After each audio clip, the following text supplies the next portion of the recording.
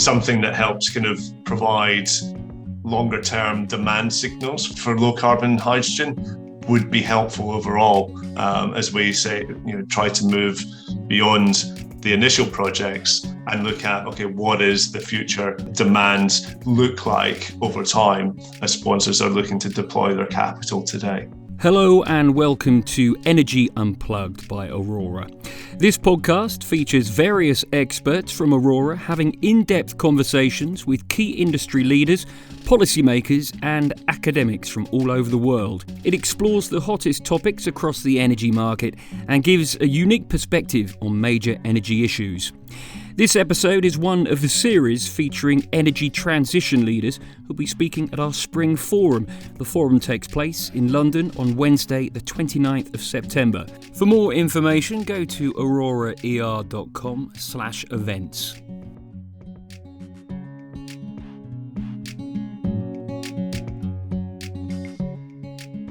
Welcome to the latest episode of Energy Unplugged. I'm Richard Howard, the Research Director at Aurora Energy Research. In this episode, we'll be focusing on hydrogen, specifically discussing the business models that are emerging and how and when they'll become bankable. There's now a huge interest in the hydrogen sector. As we saw from recent Aurora research, there's now over 200 gigawatts of electrolyzer projects in development globally, with a huge focus in Europe.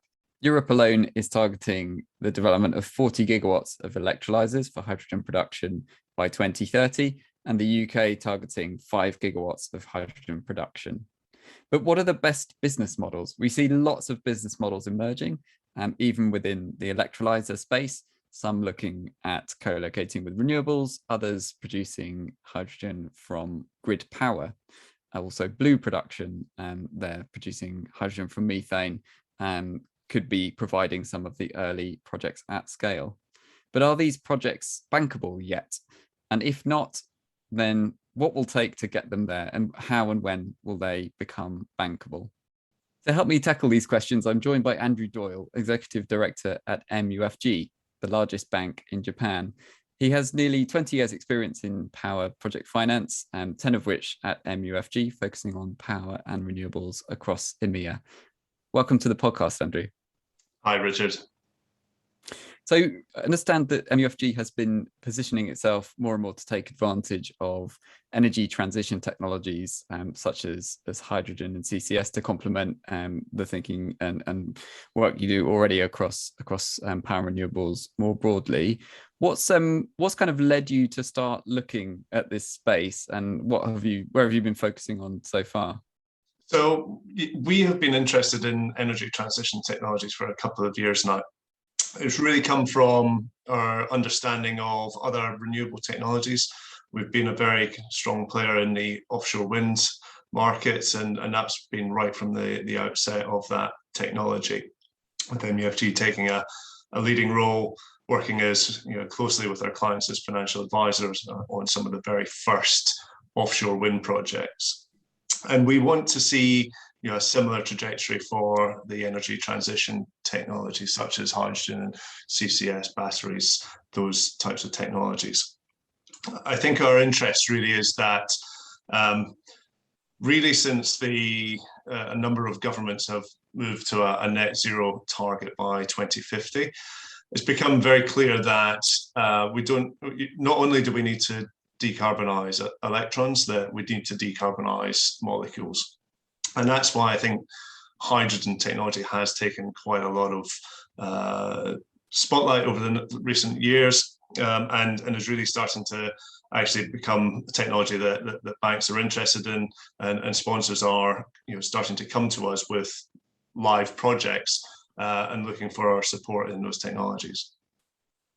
So there's a real pull then, in a sense. Policy is pulling developers towards this space in thinking about those newer technologies such as hydrogen and CCS, which is bringing you towards those projects. Is there also an aspect that within the more established renewable technologies such as offshore wind, solar, onshore wind, the overall returns for those projects has become more and more squeezed as there's sort of a bigger volume of money that can fund those projects and is willing to take those risks. Is that also part of it? Yeah, I think that's right. I think if you look at some of the very early renewables deals and the offshore wind transactions, the ability for kind of sponsors and also lenders to earn kind of higher returns was available. As the technologies become more understood, people become comfortable with the risk profile of those transactions. Those returns have come down. I mean, that is partly a reason that we're looking at the energy transition space, because we hope that we can be an early leader in that field. And as those transactions become bankable, that in the early phases, yes, I would expect that there to be maybe fewer banks able to consider those transactions at the outset. And then over time, we'll see a similar trajectory. And as we've seen in the renewable space, where as more banks and more sponsors become comfortable, then the returns to each come down. So in a sense, a kind of first mover advantage to get those early learnings on projects, and then you can scale up your activity in the space. No, it makes complete sense. So sort of thinking about the hydrogen opportunity specifically, maybe if we start by thinking about the demand side of the equation. We obviously see a lot of talk of a scaling up of demand. There's obviously already people using hydrogen. There's sort of roughly 300 terawatt hours per year of demand in Europe, but that's all currently high carbon intensive grey hydrogen. But lots of people, including Aurora, seeing a world where hydrogen becomes used much more widespread. Our own projection is for in the top end, that demand could reach sort of 2,500 terawatt hours per year by 2050. So sort of huge scaling up. But where do you see, from the projects you're involved in, where do you see the uptake of hydrogen in terms of sectors? Is it driven sort of first and foremost by industry? To what extent is it also in the transport space or in heating? So I think if you'd asked me that question 12 months ago, I might have different answer on which industry or sector is leading the charge on hydrogen. I think at the outset, we were seeing maybe smaller, more localized projects focused on transportation, but increasingly over the last couple of months, I'm starting to see a lot more interest on larger scale export-led hydrogen production. And that's to probably serve a variety of different markets and source uses. Sorry, for me, I think there is a lot of demand coming from the transport sector and potentially from low carbon aviation fuel. But I do think that industry will also play a very strong part in the uptake in demand, particularly as pressure comes on them to really decarbonize their production. Yeah, and that sort of aligns with Aurora's view. We've got kind of industry providing a lot of scale over the next 1 to 2 decades. There seems to be sort of a set of niche applications in transport rather than it being in all aspects of transport. So it seems some of the early movers are within the bus, local transport space, and then the sustainable aviation, as you say.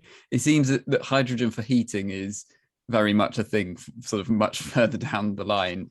I'm not hearing as many projects in that space that are actually getting to scale rather than the earlier stage testing. Is that consistent with your experience? Yeah, I think you're right. When I first started looking at this space, I did think that hydrogen into the gas grid would be a significant source of demand. We have seen a couple of projects that are looking to blend into a gas grid, but I do think that there needs to be some additional infrastructure investment in that space to really kind of drive that. I think we might see some projects in, say, Spain, and I think Germany are also looking to have either dedicated hydrogen networks or an element of blending, but it doesn't seem to be a consistent picture across different markets. Yeah, and it seems like the business model there for the hydrogen heating is still not too clear, because with the grid blending, it's sort of, I'm not sure the incentives to do that are really there, and it sort of brings quite a few challenges around how you actually monitor and measure the hydrogen content or calorific value of the gas that ends up being in the grid. It sort of gets quite complicated. The standalone hydrogen solution almost seems to be more promising, but is a more distant proposition. Just turning back to the industry side, I guess a key point in this will be for developers of projects who are going to provide to those end customers. They're going to need a lot of surety of that demand. If somebody wants a large volume of hydrogen and wants it produced locally or imported, there's going to need to be some really credible off-takers and off-take agreements to back that all up. Otherwise, there's just sort of too much risk for the producers. Do you see those longer term off-take agreements emerging now, or is that still a little bit further away? So we are seeing opportunities at the moment for projects in the Middle East, which are looking to deliver significant volume in low carbon hydrogen. And absent a kind of a global hydrogen market or green hydrogen market, what we are seeing is offtake structures which would be underpinned by a single player who is seeking to get that first mover advantage. I would expect them to be looking around the different markets globally where they can secure the best value for their low-cost hydrogen, and probably transporting it in the form of ammonia. I think we're still waiting to see really what the end user markets will actually look like as well. I think we can take some view on the development of, say, a green ammonia market, or just looking at the relative cost of green ammonia versus other sources of ammonia. But I think we also need to really understand what is driving the demand in, for example, Europe or Japan and markets like that, to ensure that there is a rationale for the off-taker to be entering into these long-term agreements to underpin the economics of these larger projects in the Middle East. Yeah, sure. I mean, you mentioned ammonia, green ammonia. Yeah, and some of the analysis we've done, it sounds like we've come to similar conclusions that if this whole end-to-end value chain is happening over much longer distances, say, for example, supply into Europe from the Middle East or from Australia, for example, it does seem that the sort of transport vector of choice, the most economic, would be ammonia. But to me, that kind of calls into question a few things about sort of how and where that ammonia will be used. So, for example, some of the hydrogen used in Europe at the moment is to produce ammonia. But if we're saying that ammonia is a much cheaper medium to move the energy around in, is there a risk that Europe starts to lose its actual ammonia production facilities, and instead of producing ammonia locally from hydrogen, we're just importing the ammonia to Europe from elsewhere? Yeah, I think that you would look at most kind of hydrogen production is based around where it is used, and the energy content of hydrogen is obviously not suitable for transporting over large distances. So I think we have seen ammonia as being the most cost-effective carrier. I think there will be certain kind of benefits still to having localized production, and obviously kind of transportation will factor into that. I mean, one of the interesting kind of things that we're kind of wrestling with at the moment is around the standards that may be adopted across Europe or the UK and beyond around what kind of constitutes green hydrogen or green ammonia. And to what effect the carbon footprint of the transportation bears into that definition of what is an acceptable standard. in a similar way to in the UK, there were kind of standards around the carbon intensity of biomass to be able to qualify for kind of the ROC subsidy supports. That's a risk that I think banks will need to and sponsors will need to kind of get comfortable with to ensure that the projects that they're investing in now will continue to meet standards that haven't even been necessarily defined yet, and maybe subject to some change over the 10, 15, 20 years of a life of a project. Yeah, and I see sort of some parallel there between, you have some power off takers who, when they say they want renewables, they don't just want grid electricity. They want to see additionality. They want to see a new wind farm or solar farm being built to satisfy their needs. And then you get into all kinds of complex debates about sleeving the power and so forth.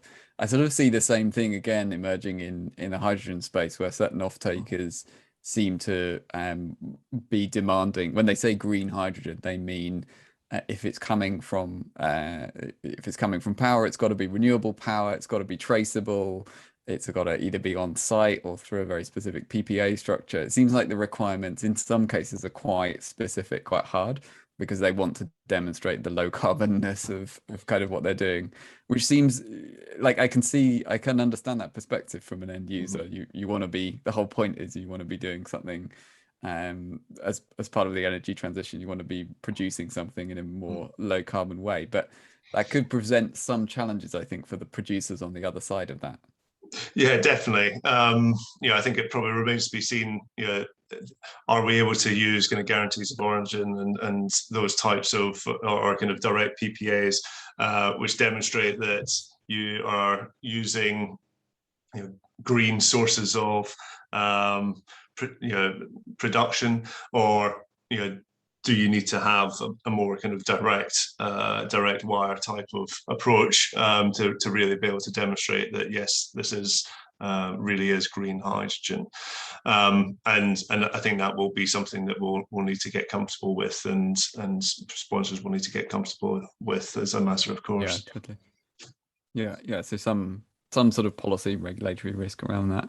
We sort of drifted towards, as I hope we would, talking about the production side. And talking about some of the different methods. I suppose one big picture question is really just to get your views on the whole green versus blue debate. Will we be producing hydrogen from power or from methane? I suppose just to get into some specifics there, do you think the cost of green hydrogen production can be competitive with blue hydrogen production on cost?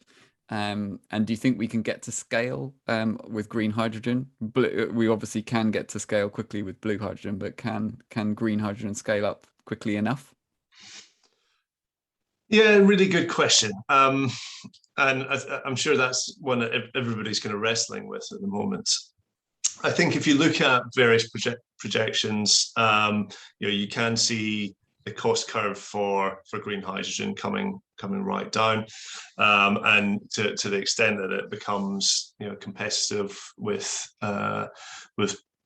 grey and blue, probably in the 2030s, all things going well, maybe into the 2040s. I think it kind of depends about the savings that you can achieve both on renewables and cost of renewables, albeit that we are getting to fairly low kind of levelized cost of electricity from that perspective, certainly in Western Europe.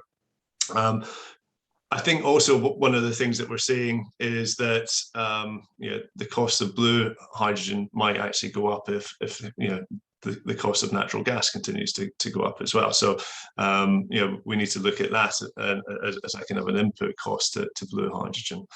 One thing I forgot to mention as well is obviously the cost of the electrolyzer technology. And again, I think people are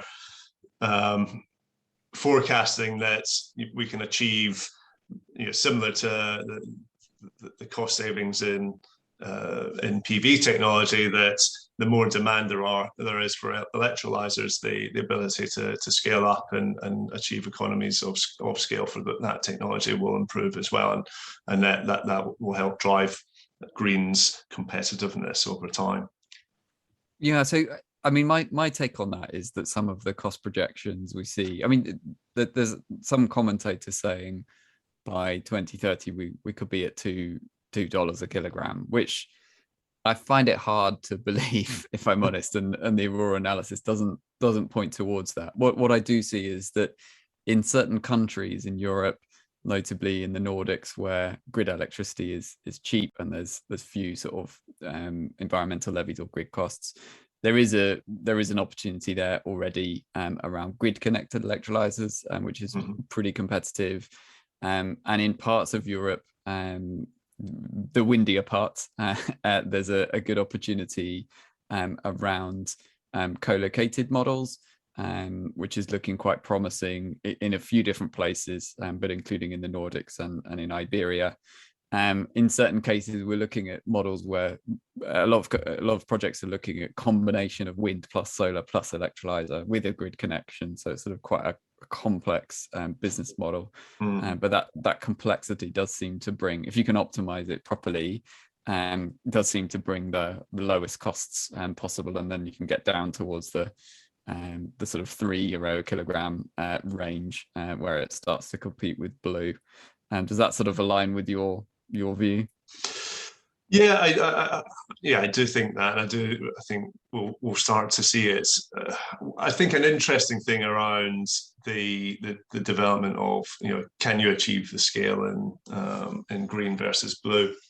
And I think renewables probably still has some way to go in terms of decarbonising different electricity grids, and with I think a forecast uptick in demand through the likes of electric vehicle charging, and maybe electrification of heating networks or buildings. There's going to be a substantial kind of demand on that electricity grid, and therefore that's maybe when you get the debate green versus blue. Can we have leave renewables to help kind of continue to decarbonize the electricity grid? You can benefit from electrolyzer technology as well, in terms of if to achieve to avoid negative pricing periods and that type of thing. But actually you also have, if you can have the geographic resources to allow you to use blue hydrogen, then that kind of allows you to kind of develop the market for low carbon hydrogen through the blue route and achieve kind of some industrial scale there, and that then allows green to develop over the timescales that we're looking at as well. And I think for example, that seems to be the way that the UK government are looking in terms of encouraging both blue and green hydrogen technologies.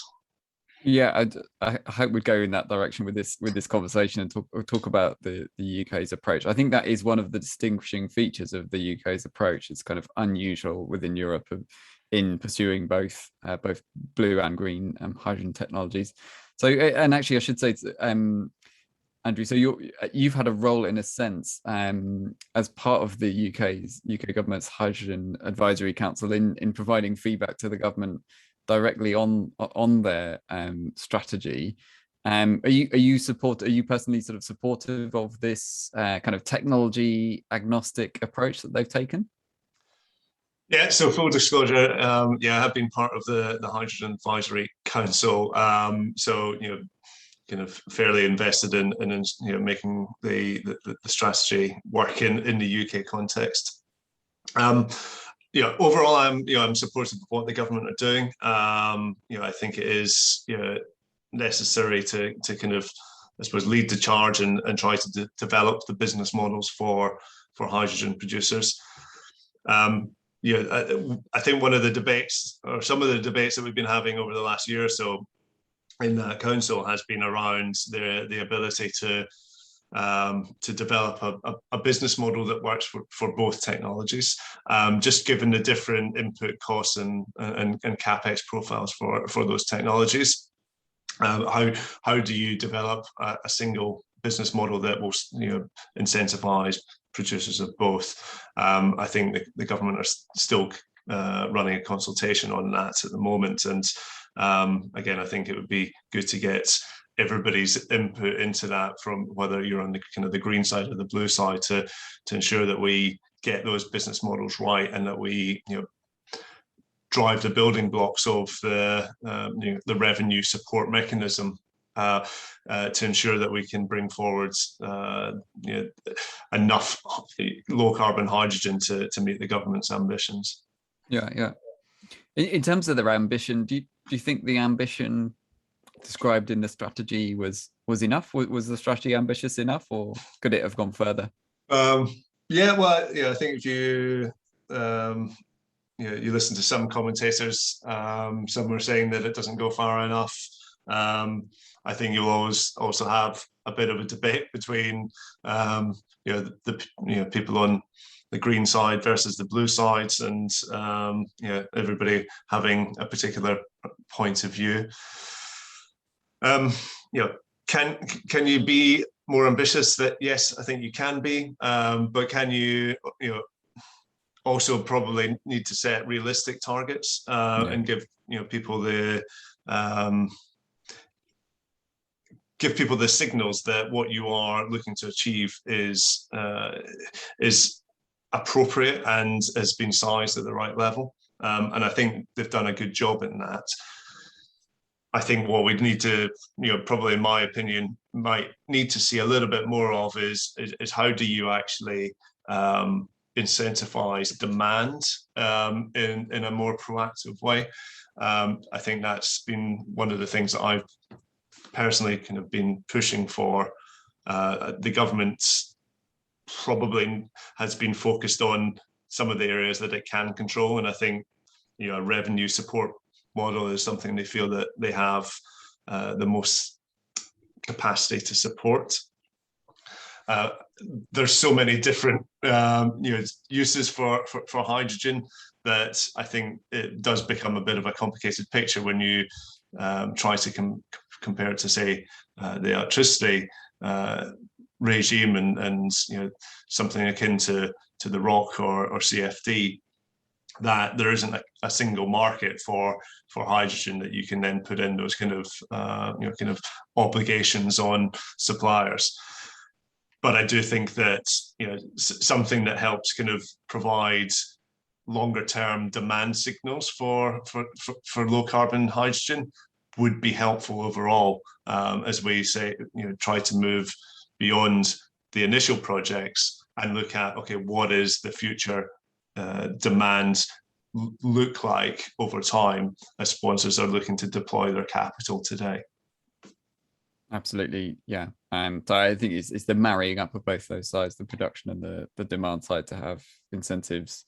Yeah, I think there is an early phase of this where a high level of government intervention will be required at a very specific level, and using a mechanism like something like the CFD model, and for the production side will be the right way forward. But it is essential that we then have a kind of scaling up phase where that's less the case, and it's more about getting the incentives right on the demand side to demand clean hydrogen, in a sense.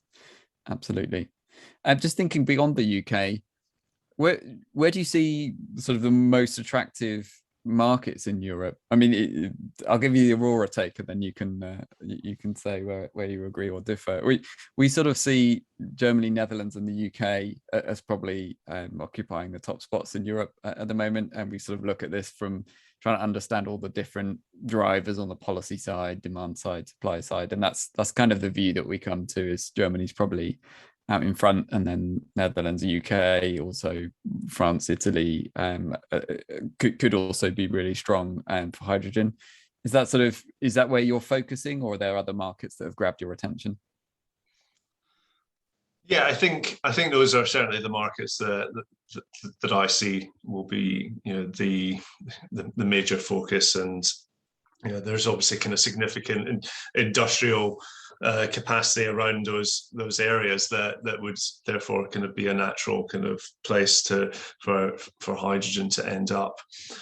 We are seeing some sponsors that are looking at feeding into kind of gas networks in Spain and into France, probably taking advantage of the low cost of electricity in Spain, in terms of the cost of solar and wind technologies. And I think that's something that they could be quite well placed if the business case for kind of that gas blending becomes apparent.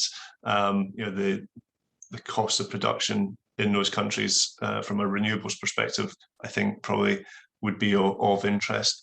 But in terms of the demand, I think probably the kind of industrial heartlands are going to be the key players in the immediate future. Yeah, so sort of a sense from the Iberian opportunity, it's partly to service local demand, but also partly to potentially to export to the rest of Europe. I see the kind of Italian strategy is also sort of a twin track there, because again, have their own sort of industrial users of hydrogen, but also see themselves as a kind of conduit to be bringing in hydrogen potentially from North Africa. It's fairly explicit and part of their hydrogen strategy, which is quite interesting. Has a fair amount of money behind it. We're also seeing Japan developing its hydrogen strategy as well, and again, whether that is looking to decarbonize certain areas of their industry, whether they will be looking to kind of co-fire with ammonia. We see a lot of interest, I think, from Japan in terms of entering into those maybe long-term supply agreements, potentially in the Middle East, and being able to get access to low-cost hydrogen, so that they can import that into their domestic market. Yeah, it seems that Japan and a few other countries within Asia could be really big importers of hydrogen. We've almost looked at that from the other end of the telescope in an Australian context, as Australia positions itself to be one of the potential providers to Japan and others. And it's really interesting in Australia because parts of the grid are so constrained from a network perspective that adding more renewable generation capacity just doesn't, the financials of that just don't work, because of the way that the market design sort of penalizes you from doing that. But actually, with such good resource for solar and for wind, some developers now turning to look at green hydrogen production as an alternative revenue stream for those renewables, particularly in kind of grid constrained areas, just kind of rethinking their overall business model. So yeah, potentially some pretty interesting business models emerging there on the other side of the globe. And just as we come towards the end of the podcast, I suppose we've kicked around a lot of the opportunities and have to some extent addressed my question of when this becomes bankable, but maybe we can sort of wrap up by taking that one on more head on. When do you think, Andrew, we would start to see projects coming through, let's say the next kind of scale up, so sort of the 100 megawatt size and above, which are not only happening and reaching FID, but are also seen as bankable by a set of investors? When do you see that emerging, and also where? So I hope we see that fairly soon. We are pitching on live opportunities in an advisory capacity, it has to be said, to act on some of the very first hydrogen production projects. I think in terms of bankability, what we see is probably key to the bankability of those initial transactions are maybe a large player looking to back the revenue through a long-term offtake arrangement, which gives gives lenders the certainty that they are not exposed to the vagaries of a merchant hydrogen market, even if there kind of was one available. So I think that will definitely be very key to the development of the first ones.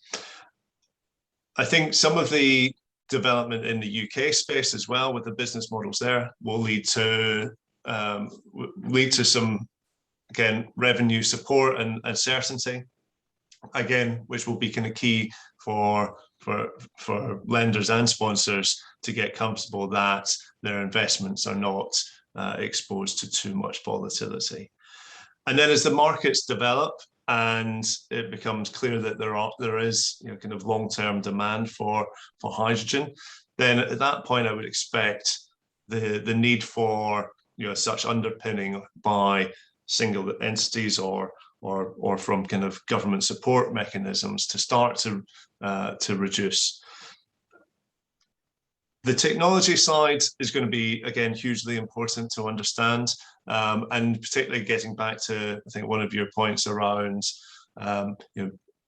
people wanting kind of firm contracts for the delivery of hydrogen, and how you can manage that with intermittent source of production, and indeed, what happens to the classification of your hydrogen if for whatever reason the wind or solar resource is not there in the levels that you thought. How does that impact the operations of the electrolyzer? How does that impact maybe the downstream ammonia process as well? And ultimately, your ability to deliver the volumes required under that contract, and to what extent will you have the need to try and utilize grid electricity to support the production of your hydrogen? It's those types of questions that I expect lenders and sponsors to be focused on in the early projects, because I think that will be the key risk. The revenue supports and also the standards and the definition of what is truly low carbon hydrogen. I think that's been really fascinating, Andrew, and it does seem now that we're starting to turn the corner from the initial wave of kind of hype around hydrogen that we've seen over the last couple of years towards a lot of projects emerging, and the fact that we're even having these conversations and getting into so much detail suggests we're making some good strides towards those projects becoming bankable, as we hope they will. It's been fascinating talking to you and having you on the podcast, so many thanks for joining. No problem, thank you, and very good to talk to you too. That was Richard Howard, Research Director at Aurora, talking to Andrew Doyle, Executive Director at MUFG.